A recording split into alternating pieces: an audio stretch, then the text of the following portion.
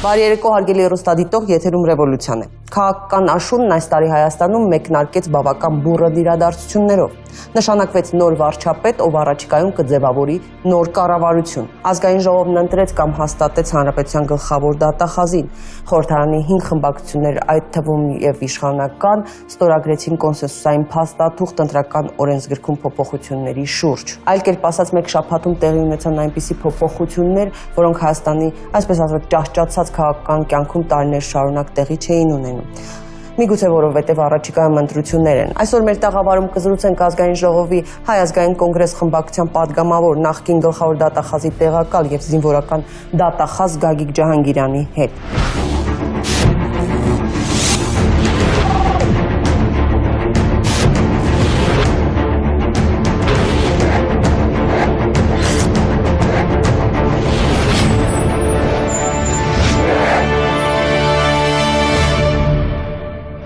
Գագիկ Ջահանգիրյան ծնվել է 1955 թվականի ապրիլի 16-ին Արարատում։ 1977 թվականին ավարտել է Երևանի Պետական համալսարանի իրավաբանական ֆակուլտետը։ Իրավագետ, իրավաբանական գիտությունների թեկնածու է։ 1970-ից 73 թվականներին բարձր շինտրեստ 6-րդ շինվարչությունում աշխատել է գիշերապահ։ 1977-ից 90 թվականներին եղել է ՀԽՍՀ Գիտությունների ակադեմիայի փիլիսոփայության եւ իրավունքի ինստիտուտի լաբորանտ։ Գիտաշխատող, ավագ գիտաշխատող։ 1990-ից 97 թվականներին Հայաստանի Հանրապետության Արդարադատության նախարարության դատական մարմինների վարչության պետ, նախարարի առաջին տեղակալ։ 1997-ից 2006 թվականներին եղել է Հայաստանի Հանրապետության զինվորական դատախազ, Հայաստանի Հանրապետության գլխավոր դատախազի տեղակալ, 2006-ից 8 թվականներին Հայաստանի Հանրապետության գլխավոր դատախազի տեղակալ։ 2016 թվականի մայիսի 6-ին Ազգային ժողովի պատգամավոր է ընտրվել համամասնական ընտրակարգով Հայ ազգային կոնգրես կուսակցությունների դաշինքից։ 2016 թվականի մայիս ամսից մինչ 2013 թվականի ապրիլ ամիսը անկուսակցական, 2016 թվականի ապրիլի 13-ին Հայ ազգային կոնգրես կուսակցության վարչության անդամ, ամուսնացած է, ունի 3 զավակ։ Բարի երեկո, պարոն Ջահանգիրյան, շնորհակալ եմ մեզ հյուրընկալվելու համար։ Պարոն Ջահանգիրյան, Բարի երեկո։ Գլխավոր դատախազը հաստատվեց, թե ընտրվեց այդ պաշտոնում։ Ներկայացնում է նախագահը, նշանակում է ազգային ժողովը։ Իհարկե այդ նշանակելը կատարվում է ընտրության միջոցով, բայց պրոցեդուրան անվանված է նշանակում։ Պրոցեդուրա ձեր կարծիքով ընտրվեց ի վերջո,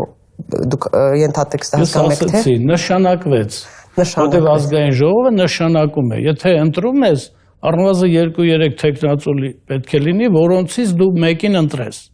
Տվյալ պարագայում ազգային ժողովը նշանակում է։ Քվեարկությամբ իհարկե։ Հա, ձեր ելույթում դուք ըստ էության հայտարարեցիք, որ նոր գլխավոր դատախազը անկախ անձից չի ունենալու այն դերն ու ազդեցությունը, որը ցանկալի է այդ պաշտոնի համար, ուզում եմ մեջբերել ձեր խոսքը։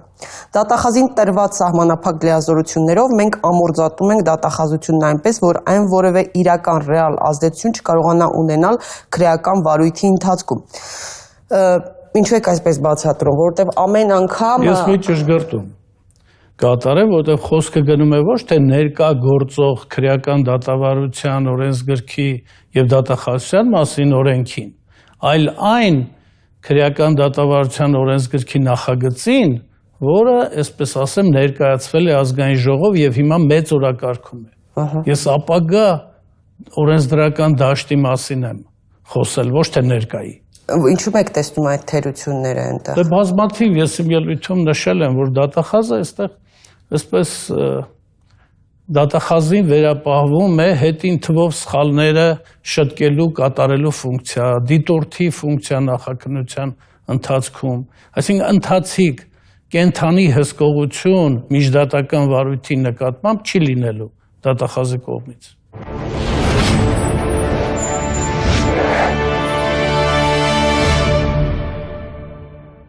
Նախկին դատավոր այժմ փաստաբանական գործունեությամբ զբաղվող Պարքև Օհանյանը այսպիսի մի հայտարարություն արեց, որ ցանկալի է դատախազություն առհասարակ լինի արդարադատության նախարարության կազմում, հա, որպես, այսպես ասած, գործադիրի եւ ենթարկվի նախարարին, այնինչ վարչապետին, եւ ոչ թե լինի առանձին միավոր, որովհետեւ այլ երկրների համակարգ է։ Ձեր նշած պարոնի վկայակոչումը այլ երկրներում այդպես է շատ երկար։ Օրինակ Ամերիկայում General Attorney-ը արդարադատության նախարարի տեղակալն է կամ նույն ինքը արդարադատության նախարարն է։ Սովետական միությունում էլ, եթե ես չեմ սխալվում, մինչև 33-4 թվականը գլխավոր դատախազը եղել է արդարադատության նախարարի տեղակալը, բայց դա որևէ կապ չունի այդ մարմնի լիազորությունների հետ։ Ես նրա կարգավիճակի խնդիրը բարձրաձայնել եմ կապված նրան ապագայում տրվող քրեական դատավարության ընթացքում վերապահված լիազորությունների հետ։ Եվ այդ մարմինը որտեղ կլինի, հիմա ասենք, չգիտեմ, ոգևորված են, որ նա սահմանության առանցին գլխում է նշված, ոչ թե դատական իշխանության գլխում, դրանք ըստ էության տեսական խնդիրներ են, բայց պրակտիկ կարևոր է, թե դատախազը ինչպիսի գործուն լծակներ ունի միջդատական վարույթի եւ նրա մասնակիցների նկատմամբ։ Սա է խնդիրը։ Դուք ձեր ելույթում նաև նշեցիք Արթուր Դավթյանի արդեն գլխավոր դատախազի մարդկային, այսպես տեսակի մասնագիտական որակների մասին, նշելով, որ ձեր ուսանողն է եղել։ Ճանաչում եք, հա։ Ըստ էության դուք դրական գնահատական տվեցիք։ Բայց ինչու չգնացիք քվեարկելու։ Դա այլ խնդիր է։ Ընդհանրապես, եթե դուք հետևել եք, մեր խմբակցությունը ազգային ժողովի կողմից ընտրվող կամ նշանակվող որևէ պաշտոնյայի քվեարկությանը այլևս չի մասնակցում նախորդ գլխավոր դատախազի այդ ընտրության ժամանակ, երբ որ մենք մասնակցեցինք, հիշում եք այնտեղ տարբեր պատմություններ։ Հիշում եմ, բայց դա ձևական ինչ-որ բնույթ է արդեն կրում։ Չէ, ձևական բնույթ չի կրում, ինչ նշանակում։ Ինչ է նշանակում, դրական ենք վերաբերվում համապատասխանում է, բայց չէ։ Եթե ես հաշվարկեի, որ Արթուր Դավթյանի նշանակումը կախված է լինելու միայն իմ անձից, ես հաստատ կողմ կքվեարկեի, բայց ես լավ հաշվում եմ 3/5-ը ինչ է ազգային ժողովում, դա 78 ձայն է, փառքասու, ինչքան գիտեմ 93 է հավաքել, այնպես որ խնդիր չկա, բայց դա մեր քաղաքական որոշումն է եղել, որը կայացրել ենք եւ առայժմ չենք վերանայել։ Եթե նկատել եք, մենք նաեւ հաշվի չանձնաժողովում հիմա ներկայացուցիչ չենք ներկայացնում, թե ով է այնտեղ մասնակցում, ում են նշանակում, մենք առնչություն չենք ունենում։ Եւ այդ քվեարկությունը կապված չի, մենք Արթուր Դավթյանին դեմ էինք, թե կողմ էինք, այդ խնդրի հետ կապված չի։ Պարոն Ջանգիրյան, անձը որքանով է կարևոր կոնկրետ գլխավոր դատախազի պարագայում, որովհետև ես որքան հիշում եմ, իրավաբան չեմ, լրագրող եմ, ամեն դեպքում ժամանակ առ ժամանակ, երբ որ ինչ-որ օրենսդրական փոփոխություններ էին արվում, ասվում էր, որ դա տրվում է օրենսդրական լիազորությունների հետ պայմաններում, փորձում են ընդլայնել լիազորությունները, անկախությունը բարձրացնեն եւ այլն, այդ մարմնի։ Բայց որքանով է անձով նաեւ պայմանավորված։ Մանավանդ Հայաստանում իդեպ ֆորս մաժորային իրավիճակներում այդ գերատեսչության դերը ավելի է բարձրանում, ես հիշում եմ, ասենք նույն հոկտեմբերի 27-ի ժամանակ եւ այլ, ասենք նույն մարտի 1-ի դեպքերից հետո եւ այլն, այդ գերատեսչության դերը հատկապես նաև ղեկավարի ավելի է բարձրանում ժամանակին, ասենք դուք ամենաազդեցիկ մարդկանցից մեկն էիք հոկտեմբերի 27-ի գործի ընթացքում, երբ որ դուք էիք վարում գործը, եւ քաղաքական եւ այլ գործադիր իմաստով։ Մեր երկրի խնդիրը որն է, որ մենք ընդամենը 25 տարեկան ենք, տվյալ այդքան կարճ պետականություն պատմություն ունեցող երկրներում ինստիտուտները, պետական ինստիտուտները, որպես կայացած հաստատություններ ցավոք սրտի չեն լինում։ Եվ այստեղ անձերի դերը ոչ թե կարևոր է, այլ գերկարևոր է։ Թե որ անձն է ղեկավարում այս կամ այն գերատեսչությունը կամ պետական մարմինը, որովհետև շատ բաներ, որոնք արմատավորված չեն դեռ օրենսդրորեն, որոնք ավանդույթներով արմատավորված չեն դեռ, այդ բոլորը պետք է այդ անձը կատարի։ Այդ պարագայում իհարկե ես կարևորում եմ օրենսդրական լիազորությունների շրջանակը, իրավական ամբողջ համակարգի նշանակությունը այս կամ այն կառույցի գործունեության համար, բայց այստեղ անձնել է շատ բան որոշում։ Դա լավ է թե վատ է այսօրվա պարագայում, բայց դա օբյեկտիվն է, որ անձը գլխավոր դատախազի տվյալ պարագայում շատ բան է որոշելու։ Արդյոք դա է նաև եւ ոչ թե այն, որ ինչու ֆորս մաժորային իրավիճակներ նշեցի նաև հոկտեմբերի 27-ը, երբ որ դուք վարում եք այն ժամանակ ասում էին Ջանգիրյանը ձիու վրա էր այսպես թրով կեցակովը, ասում էին, որ վերանանք հիմա ձեր անձից, որ երբ որ նման ծանր դեպքեր են քննվում, տիրապետում եք բավական լուրջ ծանրակշիռ ինֆորմացիայի եւ այլն, ու դա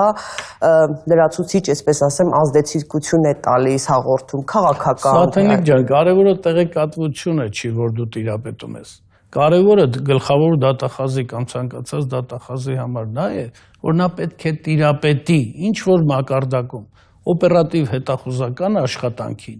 պետք է տիրապետի հետաքննության մարմնի աշխատանքին, քննիչի աշխատանքին, դատախազի աշխատանքին, որ հետո կարողանա գլխավոր դատախազ աշխատել։ Խնդիրը սա է։ Նա ոչ թե կարևորը թե ինչ ինֆորմացիա է կրում, այնպիսի մարդիկ են ամենագաղտնի ինֆորմացիաները կրում, որոնք որևէ հրապարակային դերակատարություն որևէ խնդրում չեն ունենում։ Այստեղ կարևորը այդ այսպես ասած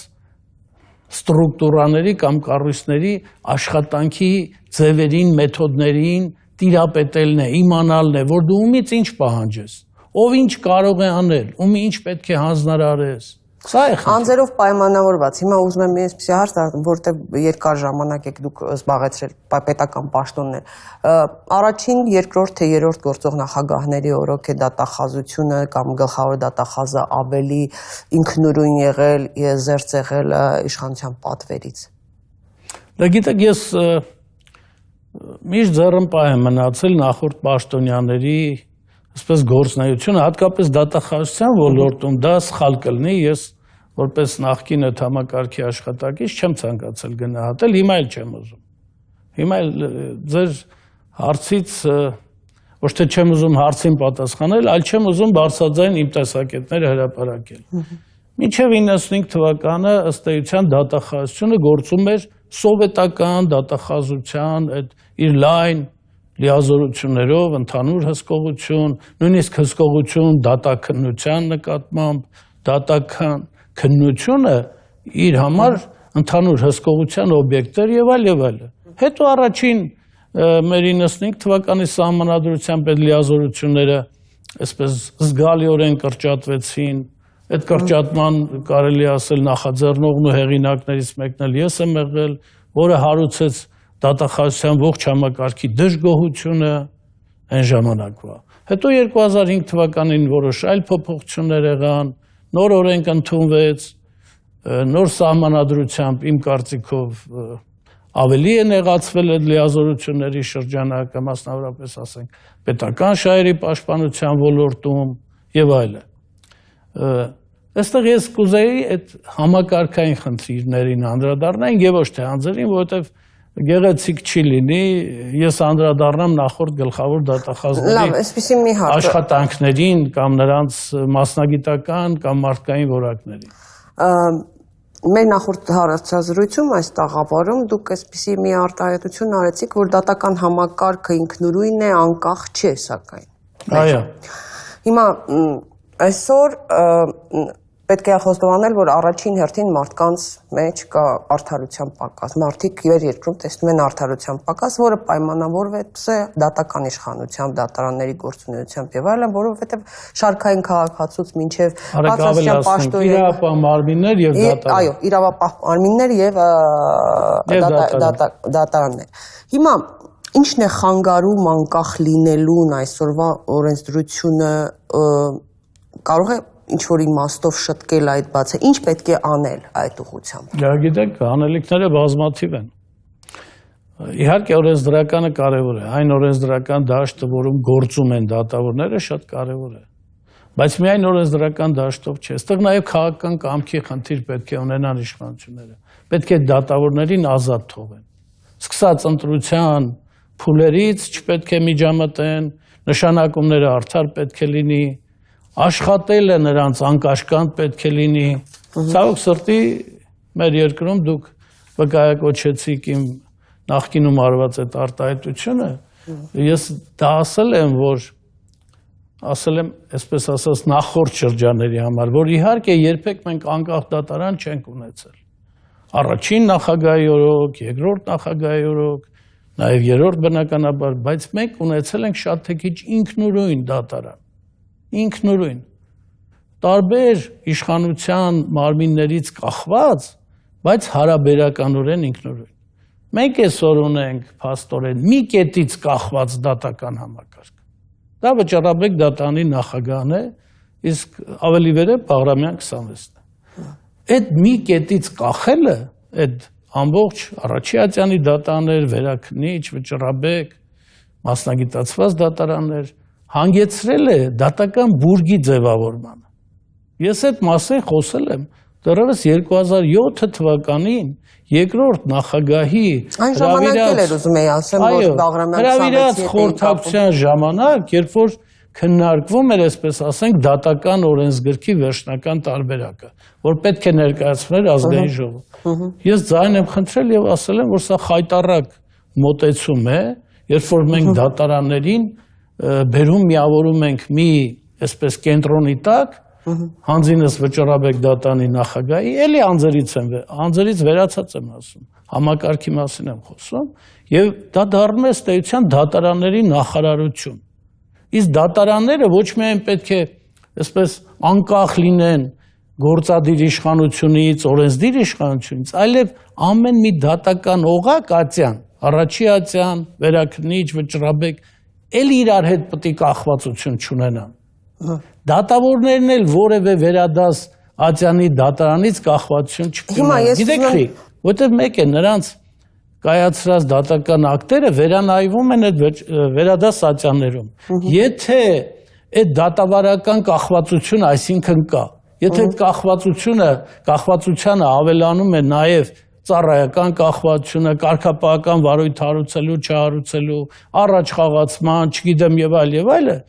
դառնում են նրանք ըստ էության գործադիր իշխանության ներկայացուցիչներ եւ ոչ թե անկախ դատական համակարգի ներկայացուցիչներ։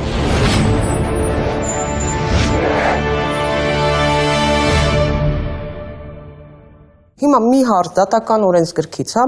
ես ուզում եմ հոդված 14-ը կարդալ դատավորի անփոփոխելիության մասին, հա, դատավորն առաջին կետով ամրագրվում է դատավորն անփոփոխելի է,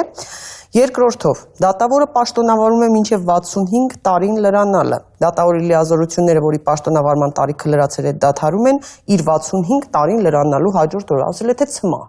Հիմա ստացվում է, որ մի կողմից մենք խոսում ենք դատարանների անկախացման, կադրերի եւ այլն, որ կոռումպացված են կամ կա շարքատիրում եւ այլն համակարգի մասին, մյուս կողմից դատավորներ կարելի ասել, այսպես ասենք, համարյա ցմահ են, էլի, կամ կարող են հանել, հեռացնել այն դեպքում, եթե ասենք ինչ որ կաշառք է վերցնում, քրեական գործ է հարուցվում կամ կամավոր, երբ որ ինքը գրում է, գնում եմ եւ այլն։ Ոչ մի։ Հիմա արդեն սրանով մենք սխալ չէ օրենսգրքում սա։ Ոչ, սխալ չի, որովհետեւ մենք պետք է իրականում այս սահմանադրական եւ օրենսդրական երաշխիքներ նախատեսենք դատավորի անկախության։ Այդ ձեր թվարկածը դատավորի անկախության սահմանադրական երաշխիքներն են, օրենսդրական երաշխիքներն են, որ նա որևէ ժամկետով չպետք է նշանակել։ Պարոն Ջանգիրյան, ստացվում է կներեք, էլի բրծում չկա կամ մինչև մահանալուց հետո կամ կաշառքի վրա դատավորի անփոփոխելիությունը կամ ձեր ասած ցմահ նշանակումը դա չի նշանակում, որ դա անձեռնմխելի է, ընդհանրապես։ Դե դա եմ ասում, կամ պիտի ինչ-որ քրեական գործի շրջանակներում բացի քրեական կա, դատավորի նաև կարգապահական պատասխանատվության ինստիտուտ, հիմա հանձնաժողով կա, էթիկայի հանձնաժողով, կարգապահական պատասխանատվության հանձնաժողով, որը հիմա տարել մցրել են դատավորների, չգիտեմ, ժողովի թե միության մեջ։ Այսինքն այդ նաև ինքնավար մարմինները, որոնք ստեղծված են, գործում են, էլի այդ բուրգի ներսում են, էլի այդ բուրգի ենթակայի գլխավորի ենթակայության տակ են։ Եվ այստեղ այդ ինքնավար մարմինների, այսպես ասեմ, լյուֆտը ունեցած չնչին է։ Նրանք էլի նայում են Վճռաբեկ դատարանի նախագահին, ինչպես կասի, այնպես էլ կա։ Հա, շատ հաճախ Բշրաբեդ դատանի նախագահները, այսպես կներեք, շպարգալկայի պես կարծում են ինչ-որ ատյանի բան ու վերջ։ Նախանցած տարի 1-2 օրենսդրական փոփոխություններ ազգային ժողովը կատարեց դատական օրենսգրքում, մասնավորապես Արդարադատության խորհրդից հանվեց այդ կարգապահական հանձնաժողովը, այսպես ասեմ, եւ դա վերապահվեց այդ ինքնավար մարմիններին։ Ես այն ժամանակ էլ հանդես եկա համապատասխան ելույթով եւ ասեցի. սրանով մենք դատավորների անկախությունը չենք մեծացնում։ Ընդհակառակ, մենք ավելի ենք այդ բուրգը ամրապնդում, դատական բուրգը ամրապնդում ենք, որտեղ Արդարադատության խորհրդում կան էլի գոնե իրավաբան գիտնականներ, որոնք անկախ են հարաբերականորեն այս երկրի դատական համակարգից, նրանք ավելի ազատ կարող էին այդ կարգապահական վարույթների հարուցման հարցի խնդիրը լուծել։ Հիմա մենք էդ էլ տարանք տվեցինք այս դատավորների ինքնավար մարմիններին, որը էլի ուրեմն նայելու է, թե իր վերադասը ինչ ցույցում է տալի, ըստ այնմ շարժվի։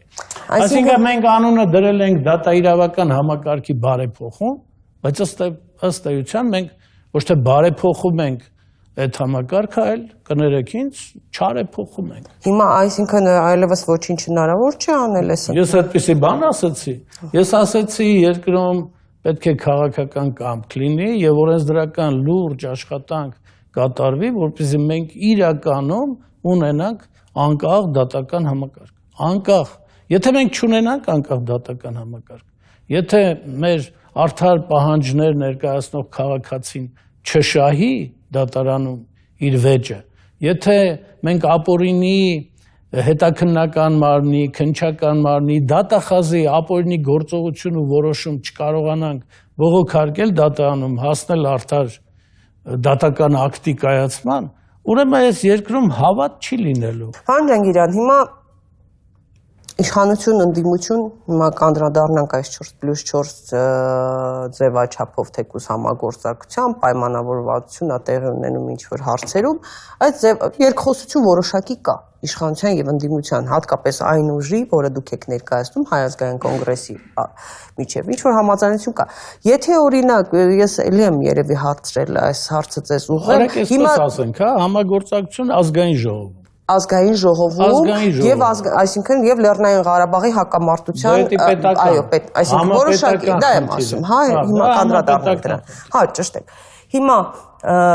եթե ձեզ որպես մասնագետի հրավիրեն անկախ այն հանգամանքից, որ դուք ընդդիմությունն եք ներկայացնում եւ այլն, որևէ պաշտոններ առաջարկեն, կհրաժարվեք, գիտեմ ձեր պատասխանը, միանգամից ասելու եք այո, կհրաժարվեմ, չէ՞։ Չէ, բայց ես այդ հարցին կարծեմ ձեր այո, բայց կապ ունի, չէ, հարցը երբ են տալիս այդ կապ ունի, այն ժամանակ ուրիշ իրավիճակ է, հիմա ուրիշ։ Որևէ բան չի փոխվել։ Կհրաժարվեք։ Ես այդպեսի բան ասացի, ես ասացի նախորդ պատասխանից անցած ժամանակահատվածում որևէ բան չի փոխվել։ Ես որոշակի քաղաքական թիմի ներկայացուցիչ եմ։ Այդ խնդիրները պետք է լուծվեն, քննարկվեն, համաձայնեցվեն քաղաքական հարթությունում։ Քաղաքական համաձայնությունների լիդերները քաղաքական գործիչներ չեն։ Ուրեմն Նիկոլ Փաշինյան ճիշտ է էլի ասում, որ ընտրական օրենսգիրքի շուրջ ավելի շուտ բացը բանակցում են Լևոն Տեր-Պետրոսյանն ու Սերժ Սարգսյանը, քան Լևոն Զուրաբյանն ու Դավիթ Հարությունյանը։ Լսեք, դուք ինչ եք պատկերացնում, Սաթենիկ ջան, որ Լևոն Զուրաբյանը ինքնագլուխ է, կամ Դավիթ Հարությունյանը ինքնագլուխ, ինչ ուզում են, գալիս են բանակցում։ Հիմա եթե լիդերները իրենք լիազորված են հենց այդ քաղաքական լիդերների կողմից, որ մասնակցեն այդ բանակցություններին, նույն հաջողությամբ կարող են լիազորված դառնել այլ մարդիկ։ Հո իրենք այդ որոշումները ինքնագլուխ թողներեն ինձ երկուս ընկերներն էլ։ Հո ինքնագլուխ չեն կայացնում։ Մեկը գնում է գործող նախագահի մոտ է համաձայնեցնում, մյուսը գնում է առաջին նախագահի մոտ է համաձայնեցնում։ Այդպես չի, որ նրանք ինչ որոշել են, համաձայնվել են։ Եվ այդ առումով այո ճիշտ է, այդ համաձայնությունը կարելի է այսպես ասել, կայացել է Լևոն Տեր-Պետրոսյանի եւ Սերժ Սարգսյանի կողմից նշանակված որոշակի լիազորություններ ունեցող անձանց միջև։ Այսինքն եթե քաղաքական որոշման արդյունք լինի, դուք կհամաձայնվեք։ Ես ձեզ ասացի, որ այդպիսի նախ գիտեք ինչ է, հենց ինչ որ իրավաբանի պաշտոն է ազատվում, միանգամից սկսում են իմ անունը հոլովել։ Այդպես չի։ Երկրորդ, Եվ Վճռաբեկ դատանի նախագահի, Եվ հիմա եւ տեսեք, Արդարադատության նախարարի, եւ գլխավոր դատախազի։ Հիմա դրա համար ես ուզում եմ ասել, ես որոշակի քաղաքական թիմի անդամ եմ։ Ես այն մարդկանց շարքին չեմ դասում, ովքեր այդ թիմի հետ եկել են, հասել են ազգային ժողով ու հաջորդ օրը կամ մի քանի օր հետո ուրիշ երգեր են երգել, ես այդպիսի թիմից թիմ թռնելու, այդպիսի բնավորություն չունեմ։ Եվ ձեր հարցին շատ ազնվորեն պատասխանում եմ, որ դա հնարավոր է, եթե քաղաքական պայմանավորվածություններ Նախագահ Սերժ Սարգսյանը ակնարկեց եւ տարբեր քաղաքական գործիչներ իշխանական թևի ասացին, որ խոսեցին ազգային համաձայնության իշխանության մասին, կառավարության մասին, հնարավոր է ինչ-որ process-ներ տեղի ունենան։ Դա գիտեք, ես հիմա տեղեկություն չունեմ։ Դուք շատ լիքը բան գիտեք, դուք ուղղակի չեք ասում, հիմա ասեմ, դուք նախորդ անգամ մարտին էր, մեր մարտի վերջին էր մեր զրույցը, ուրեմն երբ որ խոսում էինք ընտրական օրենսգրքի մասին, հնարավոր համագործակցության իշխանության եւ ընդդիմության, այն ժամանակ իշխանությունը ասում էր, որ կտրականապես դեմ է այդ 5 կետերից հատկապես երկուսին տեսաձայնագրող սարքերի տեղադրմանը ընտրատեղամասերում եւ ընտրողների ստորագրված ցուցակների հրապարակմանը։ Դուք այն ժամանակ գիտեք ինչ ասեցիք մեր հարցում։ Ասեցիք մի շտապեք, ինձ մեղադրեցիք պեսիմիզմի մեջ։ Փաստորեն այդ հարցում իրավացիորեն դուք ասեցիք եւ իշխանությունը եւ ընդդիմությունը հետախուզություն է իրականացնում։ Իշխանությունը ուզում է հասկանալ ընդդիմությունը էլ ինչ է ուզում, համ ինչ կուզի, եւ ընդդիմությունը ուզում էր տեսնի իշխանությունը ինչքան կզիջի։ Ինձ ասեցիք միշտ շտապեք, դուք ճիշտ եք։ Ապրիլյան դեպքերը դեռ չեր եղել, չէ՞։ Դուք ճիշտ եք, դուք գիտեիք, որ բանակցություններ են գնում իշխանության եւ ընդդիմության։ Բայց դուք շատ բան գիտեք, Սաթենիկ, բայց հիմա եթերում չեք բարձրաձայնում, չէ՞։ Հիմա ուզում եմ ազգային համաձայնության կառավարության մասին է խոսվում։ Հնարավոր է հակը մասնակցել։ Ես կարող եմ ասել, որ մենք որևէ այդպիսի քննարկում չենք ունեցել մեր ներսում եւ այդպիսի տեղեկատվություն չունեմ նաեւ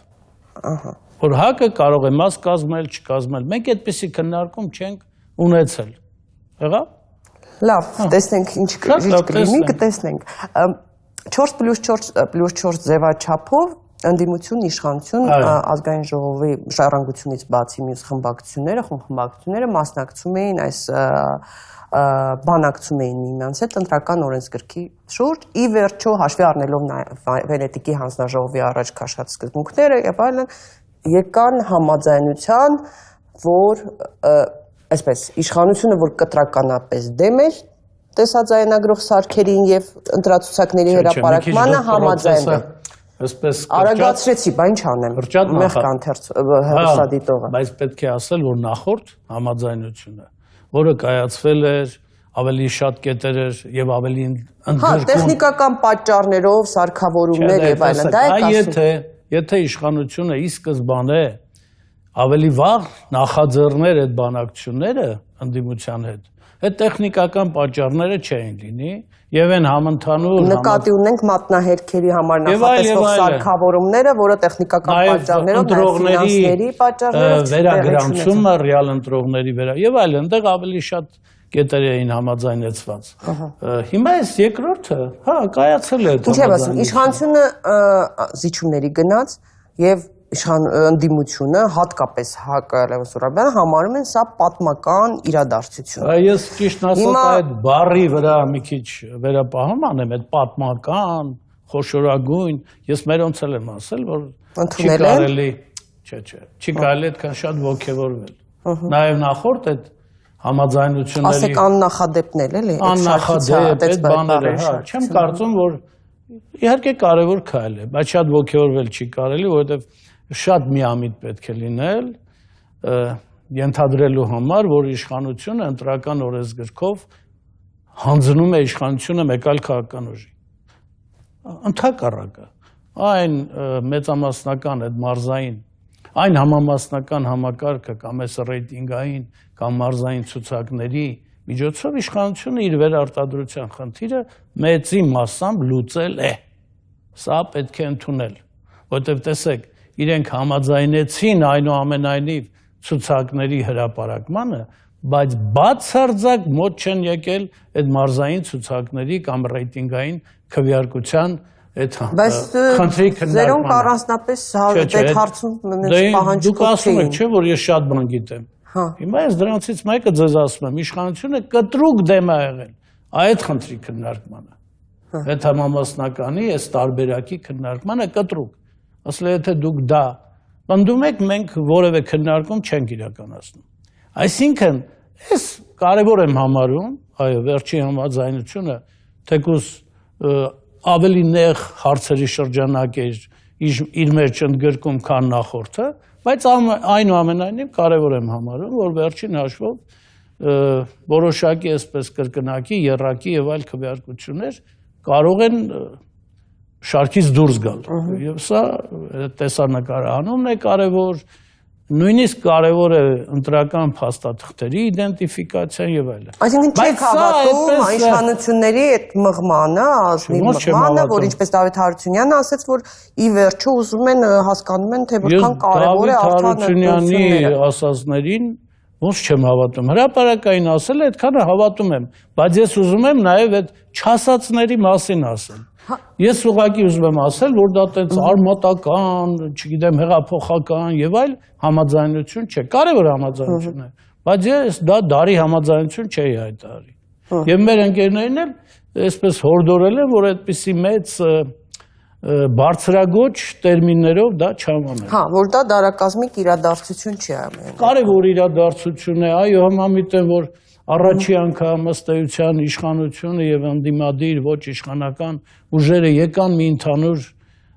այսպես եզրի կարևորագույն հարցում, բայց դա տես դարակազմիկ մի համար է։ Այդ ռեյտինգային որովհետեւ հեսա համայնքային ընտրություններ են, չէ՞, ընդհանում 18-ին, չգիտեմ 2-ին եւ այլն։ Եվ կտեսնեք, որ հին ընտրական մեխանիզմը նույնությամբ գործելու է։ Նույն ավանդույթ դարձած, հին, բարի ավանդույթ դարձած, այս սկզբունքներով գործելու։ Ինչ եք միայն իշխանություններին ներկայացնում, որտեղ նույն ընդդիմությունն էլ պետք է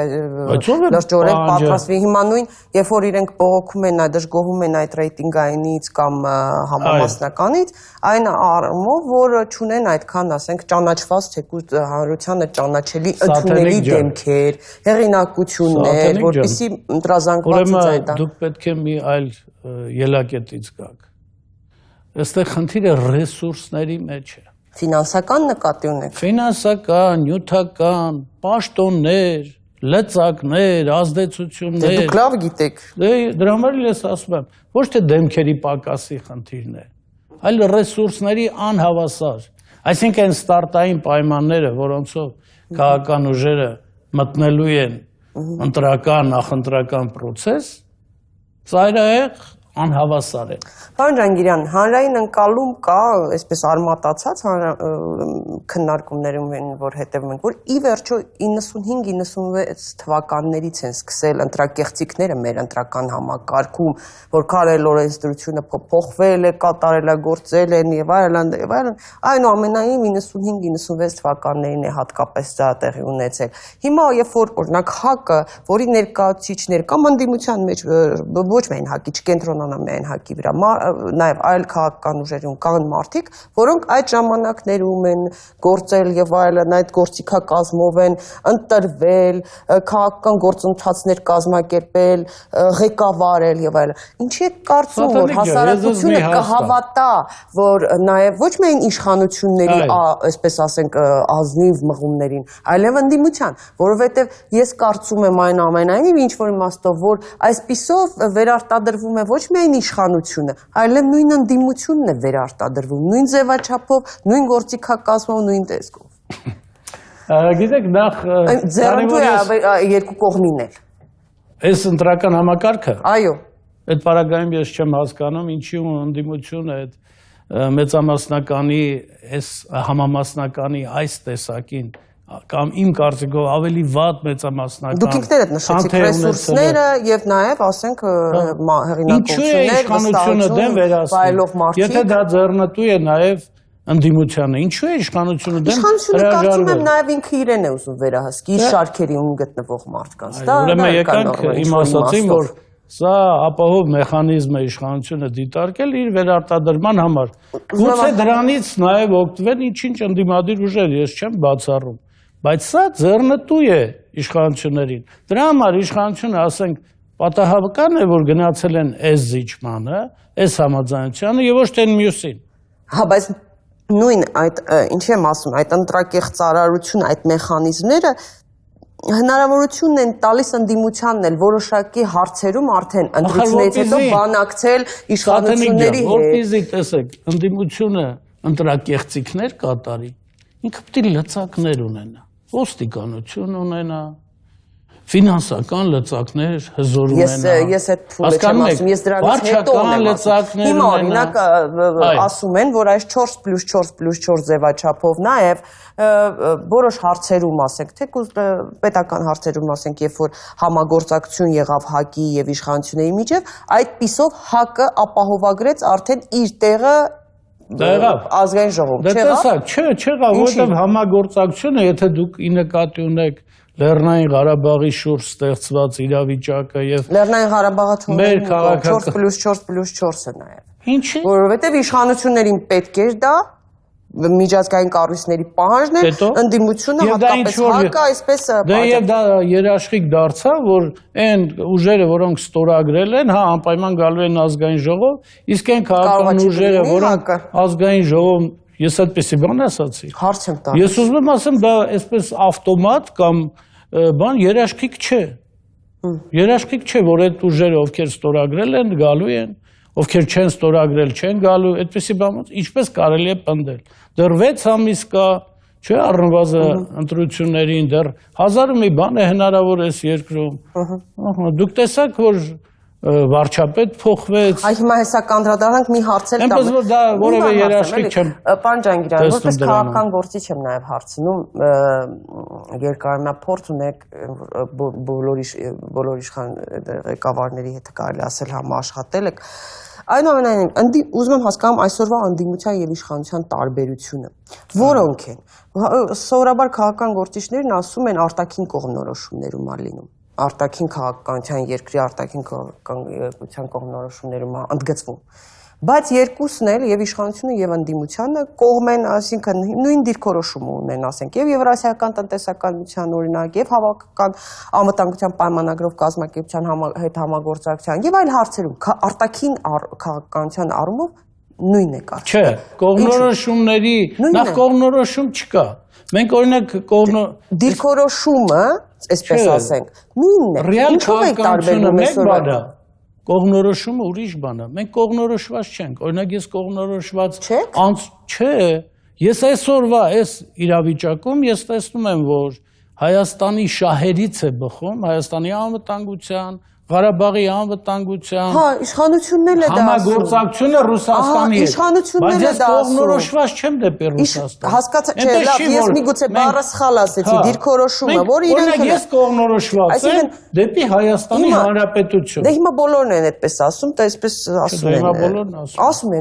են հիմա արդեն ոչ այս կողմ, ոչ այն։ Բայց այսինքն ուզում եմ ասեմ, շատ հարցերում հատկապես արտաքին նույն դիրքորոշումը ունեն։ Ինչով են այդ դեպքում տարբերվում։ Գիտեք, հա, դիրքորոշումը, որ ես էլի չեմ ուզում այդ դիրքորոշում, կողմնորոշում այդ հարցին գամ, բայց մենք արտաքին քաղաքականության հարցերում, օրինակ այն քաղաքական ուժը, որին ես այսօր ներկայացնում եմ,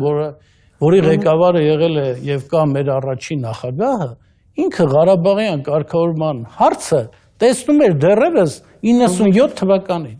երբ որ Հայաստանը ուժեղ էր, հայկական զինված ուժերը շատ ավելի համեմատական առումով Ադրբեջանի հետ, շատ ավելի այսպես մարտունակ վիճակում էին, երբ որ Ադրբեջանը կազմաքանդված երկիր էր, դեռ բանակ էլ իրական կանոնավոր բանակ չուներ,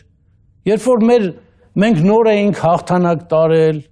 երբ որ աշխարհը մեր կողմնակիցներ կոպիտ ասած, այսինքն մենք տեսել ենք դա 20 տարի առաջ, 20, երբ որ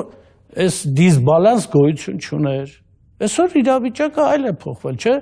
Ապրիլյան պատերազմը բերեց փաստորեն այսպես դիդակտիկ ապացուցեց, որ այսօր մեր հակառակորդը նախորդ տարիների հակառակորդը չէ, որ ինքը լուրջ սպառազինության վրա փողերը դրել, բանակի ուսուցման վրա, ես խոսել եմ, չէ, զինվորականների հետ, ես Ղարաբաղում եմ եղել, ես հասկացել եմ մարդկանց նույնիսկ այն ինչը չեն բարձրաձայնով, որ հիմի մեր հակառակորդը այդ խրամատեն կողմում, այն 20 տարվա առաջվա հակառակորդը չէ, նա արդեն կռվել է սովորել, բացի սպառազինության այդ լուրջ սպառազինություն ունենալուց, ինքը արդեն վարժված բանակ է, ինքը կռվել գիտի արդեն։ Իսկ մենք ասում ենք այդ հարցը արեք լուծենք, իմ առաջին նախագահն ասում էր 20 տարի առաջ լուծենք։ Երբ որ Հայաստանը շատ ավելի այսպես շահեկան վիճակում էր։ Քանի որ հաղորդումը ավարտին է, մոտենում շատ արագ ուզում եմ երկու հարցեր էլ։ Համաներման հասարակական եւ քաղաքական անհրաժեշտությունն եմ ուզում որպես նախկին դատախազի եւ իրավաբանի եմ ուզում հարցնել։ Դա գիտեք, մենք այս համաներման ինստիտուտն էլ, այսպես ասեմ, հերն անիծեցինք։ Այնքան համաներում ընդունեցինք, բայց սա 25-ամյակ է։ Երկրի 25-ամյակն է եւ կարծում եմ այս պարագայում համաներում չընդունել չի կարելի, պետք է անպայման այդ ակտը կատարվի եւ իսկ հնարավոր է Սասնա ծռերի խմբի անդամների նկատմամբ էլ կիրառվի։ Գիտեք, որպես կանոն համաներման ինստիտուտը ծանր հանցագործությունների վրա չի տարածվել։ Բայց ես էլի ասացի, մենք համաներման հերն անիծեցինք, որովհետեւ նաեւ մարտի 1-ից հետո այդ կալանավորվածները ստիպված այնպիսի արարքների վրա տարածեցինք, որ նրանք համաներմամբ դուրս գային, որովհետև անմեղ մարդիկ էին, գիտեինք եւ այլն։ Ես հիմա չեմ ուզում որևէ կանխագուշակում անել, գիտեք դա մի որոշում է, որը ներկայացնում է նախագահը ազգային ժողովին եւ ազգային ժողովն էլ դրա տեքստը, այսպես ասած, նիստից առաջ շատ պետաիրավական հարցերի հանձնաժողովն է իմանում եւ ընդամենը 1 ժամ կամ 2 ժամ ժամանակ է ունենում։ Տեքստին ծանոթ չեմ։ Տեքստին ծանոթ չեմ։ Իդեպ դուք կարծեմ որոշակիորեն խուսափեցիք այն գնահատականից, որ խմբի անդամներին տալիս են զինված խմբի անդամներին, նրանց կոչելով քաղբանտարկյալ, դուք մի տեսակ խուսափեցիք այդ բառի նրանց տալուց։ Չէ, ես դատախազ եմ, դուք մոռանում եք, ես դատախազ եմ մոռանում, որ դուք մեղադրող եք միշտ այդ քաղբանտարկյալ եզրն էլ չի կարելի արժե զրկել, հասկանում եք։ Քաղբանտարկյալ եզրին էլ պետք է շատ այսպես լուրջ վերաբերվել։ Հասկանալ եք, եւ վերջին հարցը վարչապետի փոփոխություն եւ սպասվող կառավարության փոփոխություն։ Ես հիշում եմ, երբ որ Տիգրան Սարգսյանին պաշտոնից ազատեցին, ՀԱԿ-ը, Դաշնակցությունը, Բարգավաճ Հայաստանը դա որպես իրենց հաղթանակ էին նշում, այսպես Հովիկ Աբրահամյանով փոփոխությունը։ Հիմա այս Երբեք այդպես է եղել։ Օրինակ ՀԱԿ-ը դրանկալել է մենք իշխանությունները մեզ լսեցին, մեր քննադատությունները եւ փոխեցին, դա համարում են իրենց հաղթը։ PR են արել։ Իմանանք երբ են PR անում, երբ են որն է։ Դե ես չեմ կարծում, թե Հովիկ Աբրահամյանի նշանակմամբ Հայ ազգային կոնգրեսը հաղթանակ է տարել։ Այդ կարծիքին չեմ։ Կառավարության փոփոխությամբ եւ նոր կառավարության ձևավորումը Տիգրան Սարգսյանին այսպես զոհաբերելով ինքը փորձեց լիցքաթափել իրավիճակը։ Հիմա այս կառավարության անհրաժեշտությունը Հիմա այս կառավարության փոփոխության անհրաժեշտությունը որքանով կար եւ ձեր սպասելիքները խնդրում եմ համառոտ։ Գիտեք, ես էլի անձերին չեմ ուզում անդրադառնալ, բայց ես կարծում եմ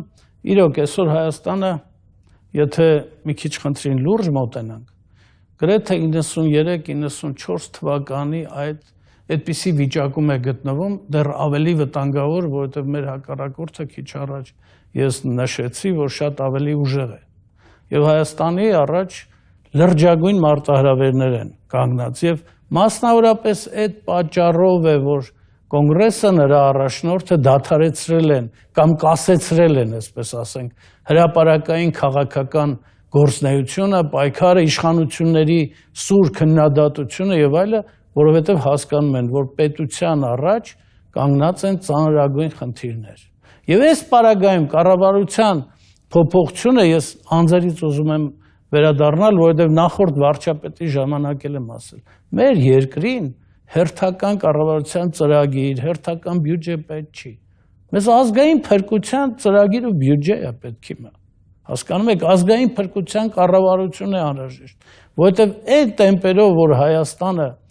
մարդաթափվում է, հետ է գլորվում, տնտեսությունը Սերժ Սարգսյանը իր ելույթում դա չէր ակնարկում, Ես որ ասացի, որ չեն, իշխանությունն էլ է, այ ապրիլյան իրադարձությունները ինչի ես նշեցի։ Այդ ապրիլյան իրադարձությունները ի վերջո նաև իշխանության համար սթափեցուցիչ են։ Եվ ասեմ ձեզ, իշխանությունը շատ ավելի լավ գիտի, թե ինչ իրավիճակ է, քան ընդդիմությունը կամ հասարակ քաղաքացին։ Որտեւ ինքը այդ տեղեկատվությանը տիրապետում է ի պաշտոնե։ Ուղղակի այն քայլերը, որոնք արվում են, տեսեք դուք մեր հաղորդումը սկսեցիք մի այսպես նախաբանով, որ դրանք տարիների ընթացքում չեն արվում, բայց մի շաբաթում եղավ։ Մենք ուշացել ենք այդ բոլոր հարցերում, հավատացեք։ Այս տնտեսակ,